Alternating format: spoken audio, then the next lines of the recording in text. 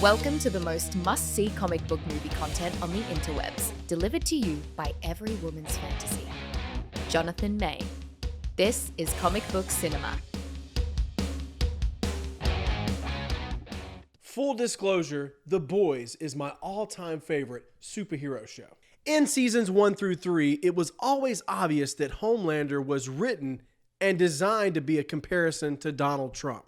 But at least there were jabs thrown at both sides of the political spectrum. Perfectly balanced, as all things should be.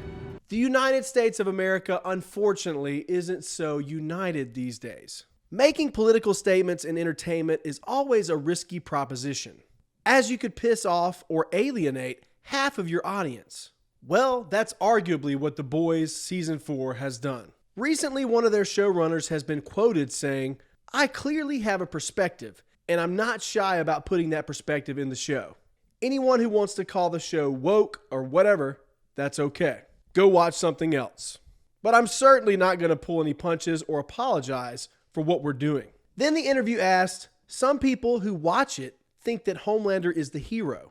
What do you say to that?" Then the showrunner responded again, "This show is many things. Subtle isn't one of them. So if that's the message you're getting, I just throw my hands up."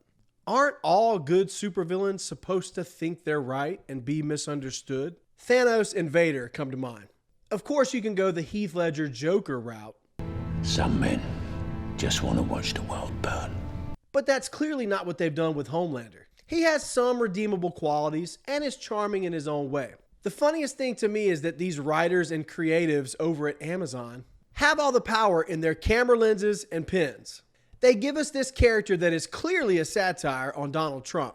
They do everything in their power to make him unlikable, and yet there is still a huge portion of the audience that gravitates towards this character. Come on. I do not want to miss Smash Mouth. The politics have certainly been turned up to 11 this season, no matter how unsubtle the director says they have always been. Seasons 1 through 3 were a little more even across the board, and perhaps a little more tolerable to some that might be easily offended. I'm personally not easily offended. The politics and or agendas, however you want to look at it, in this season weren't enough to ruin the season for me personally. In fact, I still had a good time once again.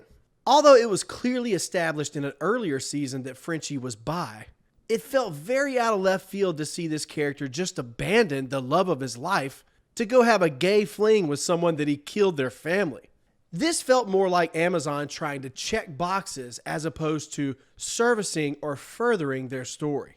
By the end of the season, Frenchie and Kimiko are back together, of course. Hopefully he won't abandon her again in season 5 for another dude. You look like you need to get wet. Homelander continues to become slowly but surely more unhinged. Butcher is dying because of the Temp V that he injected into himself in the last season. He continues to struggle with the voices in his head, which get a name and a face this season. Brought to us by Jeffrey Dean Morgan, aka the comedian, aka Negan. Aaron Moriarty and Laz Alonso, the actors that play Mother's Milk and Starlight, look noticeably different this season. Aaron Moriarty recently underwent plastic surgery, which has become a prevalent and controversial topic among the fandom. And the 50-year-old Laz Alonso lost a significant amount of weight before filming this season, and also shaved most of his beard, which led some fans to wonder if he had been recasted. In true The Boys fashion, we got some extremely uncomfortable bits this season. The guy rimming all the duplicates of himself, and the sex torture scene involving Huey comes to mind. I know that there are some people that have some very odd sexual fantasies, but surely there can't be people this weird in the world, right? I mean, what we got with this web weaver / Huey stuff where he goes down in the dungeon, it is just so over the top. And I'm sure that that's what they're going for here in the show. But I kept thinking to myself, surely people aren't this weird, right? Right? Weird. Speaking of Huey, this character was really put through the ringer this season, with the traumatic death of his father, which was really well done, I might add. They made Simon Pegg scary, and that's no easy feat to pull off.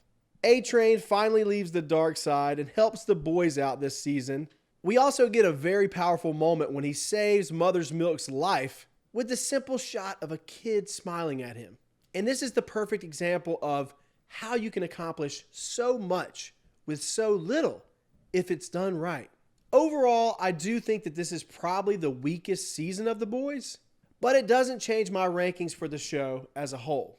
On a scale from 0 to 10, 0 being unwatchable and 10 being perfect, I have this show still ranked at a 9. But if I had to rank this season by itself, like I said, it is the weakest season that I've seen, in my personal opinion so far, it would probably be at a 6.5. The ending of the show was massive. Kimiko talks for the first time as Frenchie gets taken away.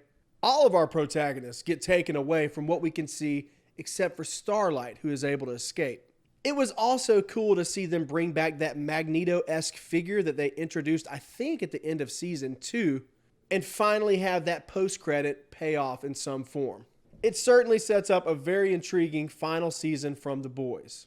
And I personally can't wait to see what goes down. What are your thoughts? Do you think the show's too political? Do you think the show is not political enough? Maybe you think that I have the worst take ever. Let me know in the comments below. If you're listening to us on Spotify, iTunes, Amazon Music, we thank you. Check us out on our other socials. We're on TikTok. We're on Instagram. You can pretty much find us anywhere. Until next time, thanks for watching.